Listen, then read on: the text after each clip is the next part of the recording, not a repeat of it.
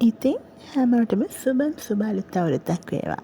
ඔයාලා හැමෝටම සාමය, සතුට, සෞභාග්‍ය, නිරෝගීභාවය සපිරි සුබ අලුත් අවුරුද්දක් වේවා. ඔයාලා හැමෝම මේ විදිහටම ලස්සනට චාරිත්‍ර වාරිත්‍ර කරන්න ඇති කියලා මම හිතනවා. අද මම ඔයගලන්ට පෙන්වන්න ආවේ අපේ ගෙදර අලුත් අවුරුදු චාරිත්‍ර ඉෂ්ට සිද්ධ වුණ විදිහ. ඇත්තටම කියනවා නම් අපි ගමෙන් බැහැරව නාගරිකව වෙසෙන පැත්තක ඉන්න කට්ටියක් අපි ජීවත් වෙන්නේ කොළඹ ආශ්‍රිත කරගෙන නාගරික බවත් ග්‍රාමීය බවත් දෙකම එකට ඈඳුණු ගම් පියසක් කිව්වොත් නිවැරදියි. එතකොට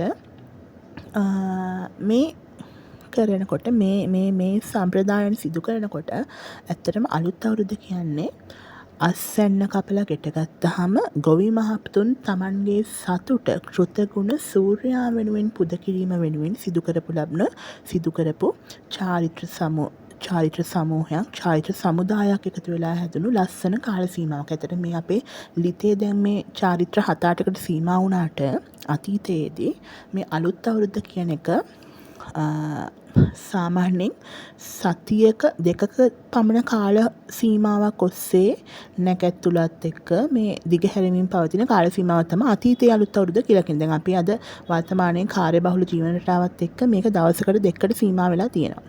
ඇත්තටම නිවාඩුත් ඒ දවස් දෙක විතරයි සමහර ආයතන වලින් ලබා දෙන්නේ. ඉතින් ඒක ගැන අපි වෙනම කතා කරමු. මේ අලුත් අවුරුද්ද කියන එකේ සම්ප්‍රදාය රැක ගනිමින් අපි ඉදිරියට යන්න ඕන. අපේ දරු පරපුරට මේක සම්ප්‍රදාය පිළිගන්වන්න ඕන. මේක තමයි අපේ සිරිත.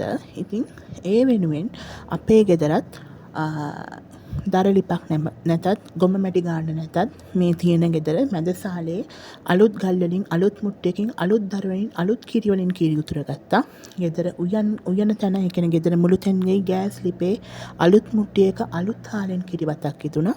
එතකොට ගෙදර ඒ වෙනුවෙන් කැවිලි පෙවිලි හැදුණා. අතන මේ තියෙන කැවිලි පෙවිලි වලින් ආස්මි තල කැරලි මේ දෙක නැතුව ඉතුරු ඔක්කොම ගෙදර හදපුවා. ඒක විශ්වාසයෙන් කියන්න පුළුවන්. ඒ වගේමයි ප්‍රධාන කොටස ප්‍රථම කොටස බුද්ධ පූජා වෙනුවෙන් පූජා කරා. එන්න එහෙම කළා.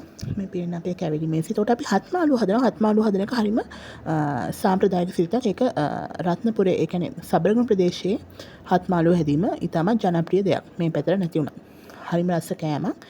හත්මාළු හදන හැටි මම ඔයගලන්ට කියලා දෙන්නම්. ඉතින් මේ තියෙන අපේ අවුරුදු චාරිත්‍ර කරන විදිහ මේ අවස්ථාවේ එතකොට අම්මා ගෙදර ගෘහමුණික තාත්තට කිරිවත් කෑල්ලක් දෙනවා. තාත්තා මුළු හැමෝටම කවන බුලත් දීලා වදිනවා. මේ වගේ ලස්සන කාල සීමාවක් ගත වුණා.